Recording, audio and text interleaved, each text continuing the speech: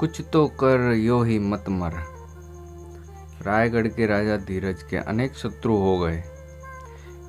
एक रात शत्रुओं ने पहरेदारों को मिला लिया और महल में जाकर राजा को दवा सूंघाकर बेहोश कर दिया।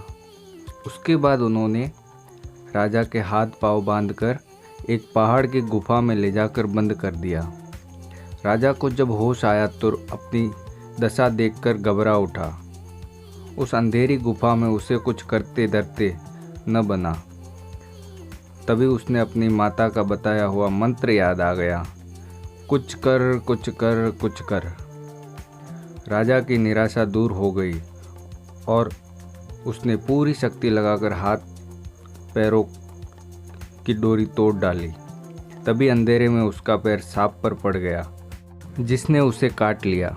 राजा फिर घबराया, किंतु फिर तत्काल ही उसे वही मंत्र कुछ कर कुछ कर कुछ कर याद आ गया। उसने तत्काल कमर से कटार निकालकर सांप के काटे स्थान को चीर दिया। खून की धार बह उठने से वह फिर घबरा गया, लेकिन फिर उसी कुछ कर कुछ कर कुछ कर के मंत्र से प्रेरणा पाकर अपना उत्तरणीय फाड़ कर घाव पर पट्टी बांध दी, जिससे रक्त बहना बंद हो गया। इतनी बाधाएं पार हो जाने के बाद उसे उस अंधेरी गुफा से निकलने की चिंता होने लगी, साथ ही भूख प्यास की व्याकुल कर रही थी। उसने अंधेरे से निकलने का कोई उपाय न देखा तो पूर्ण निराश होकर सोचने लगा कि अब तो यहीं पर बंद रहकर भूख प्यास से तड़प तड़प कर मरना होगा।